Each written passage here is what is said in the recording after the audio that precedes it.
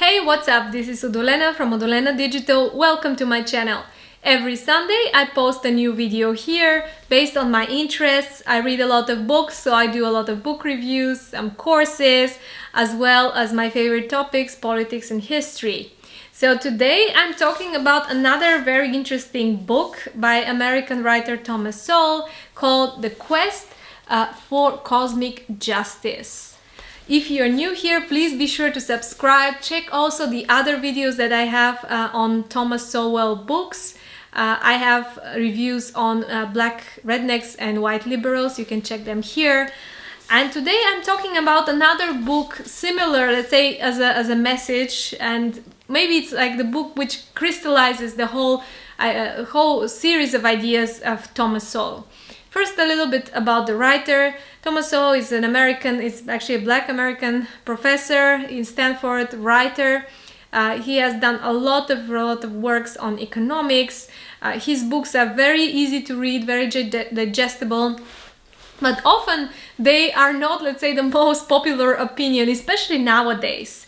And I think nowadays more and more his books are becoming very relevant as we keep hearing about justice, about equality, now about equity. All these terms are becoming very fashionable and people talking about them, about achieving equality. So this book is actually tackling exactly the topic about how difficult and almost impossible it is to achieve equality and why there is this quest for cosmic justice causing so much trouble. So, starting with the definitions, what is justice and what is equality? Well, let's talk about justice first.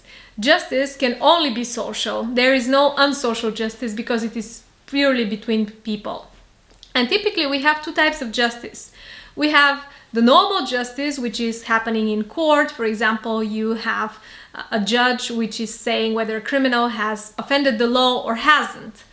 And you have the cosmic justice. The cosmic justice, on the other hand, is something different. It's something, let's say, born by intellectuals who are trying to solve the world problems. And of course, our world has a lot of problems. Of course, there's disparities between wealthy and unwealthy. There are a lot of disparities between different races, between different sizes and fractions of society. And what they are trying to do is to achieve some kind of what they call social justice, to solve all the unjust things in our world.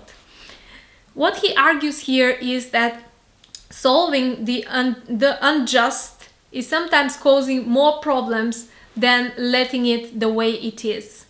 And he gives here an example with, let's say, with deliveries. An example with someone who was close to the mayor of San Francisco. He tried to order a pizza. He was in a poor neighborhood with high crime rates, and the pizza company said that they don't deliver in this neighborhood.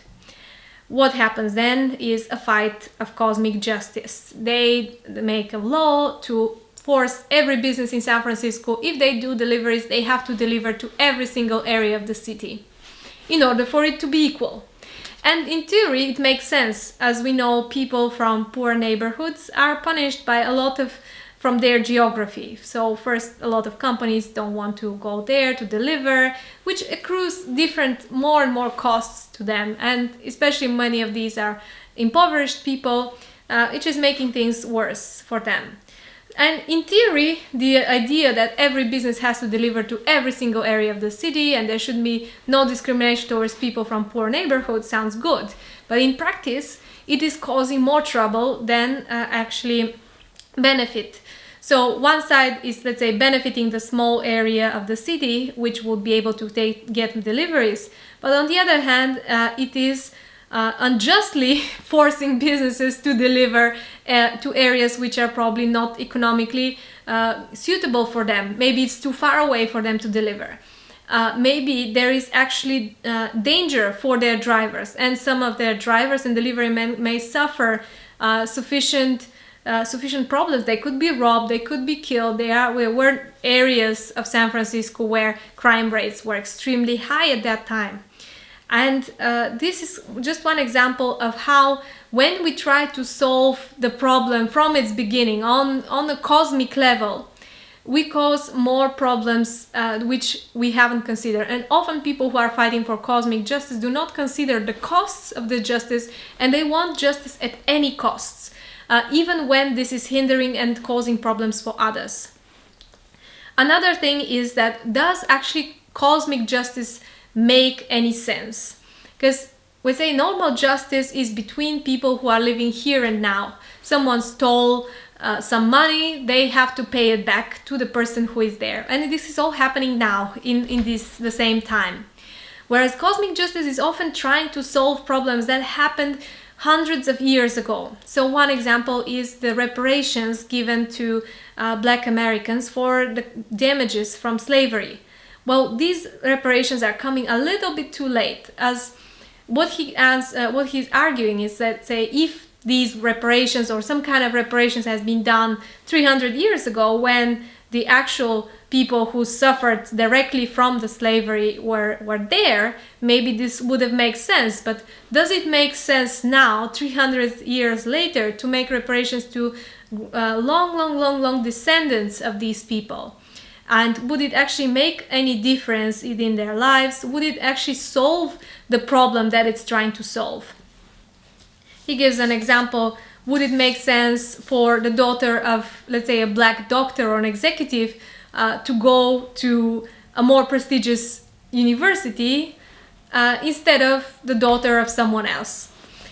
So does it actually solve the deep problem that existed long time ago?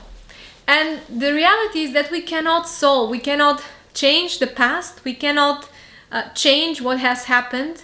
That actually there is no examples of people who moved from poverty to another stage, to middle class or to rich, because of a policy. Majority of the people who moved and were able to move was because they had opportunity. It was not the policy that made it, it was the opportunity to have jobs, the opportunity to have a business, the opportunity to do something or practice some kind of skill, which made them earn money and change their status in society. Also, when we talk about people trying to solve the cosmic justice problems, they often talk in general, with statistics and with large groups, without taking into consideration that these groups are not static. A survey was done of people who were followed over 8 years. They were all poor, considered to be poor. But after 8 years, almost none of the people from the survey had stayed in the same stage. And the reason was that 8 years is a lot of time. During that time, people gain experience. If they have started a business, they grow it and turn it into profit. If they have started a profession, they get more clientele, they get better reputation. And just the experience and the knowledge that you gather over 8 years makes you more valuable. So within even the poor group, this is not a static group. This is not a group of people who always stay poor. This is a group which comes, new members come in and others go out of it consistently. It is a dynamic group. And same for the rich one. Actually, surveys was showing that in the 90s, 4/5 of the millionaires in the United States were millionaires for first generation. So they were able to achieve wealth within one generation, which contradicts our idea of rich being defined by class, being inherited and entitled since their birth. So what are the dangers with achieving justice, social justice? First of all, we don't know what is just because we are trying to solve things on a cosmic level, and we happen not to be the creator of this planet. So when trying to solve things on a cosmic level, often what is overlooked is the price to everybody else. When you solve one issue for one small group, you may disturb a lot of other people, and it can come with an even higher cost to the rest of the society. Second of all, people are not equal. Numbers can be equal because they have one dimension, which is magnitude, and this is a measurable dimension. We people have multiple dimensions, and it's very difficult to measure them. Even now, the IQ tests are often considered to be inaccurate for measuring the human intelligence. So how can people be considered equal if it exists? What is exactly equal in equal in mental abilities, in athletic abilities, in singing, in beauty, in talent. People are born absolutely different. Even people in the same family grow up different. Some of them become very successful. Maybe some of them deal with some difficulties. Even if you're born in a rich family, doesn't mean that you might face some kind of hostilities or mental problems that hinders your development. Or on the opposite, if you're born poor, maybe this motivates you to change, as so many people have changed their status. So it's very difficult to talk about equality and about justice, as it's very difficult to define it on a cosmic level. It is easy to define equality between measurable numbers. It is easy to define justice today basis, but not on a cosmic level. So here it is. Also, one quote that I would like to finish the talk with is by Milton Friedman. A free society which is trying to achieve equality by force ends up neither free nor equal. This is all from me for today. Thank you so much for watching my video. Please subscribe to this channel, and I'll see you next week with another video.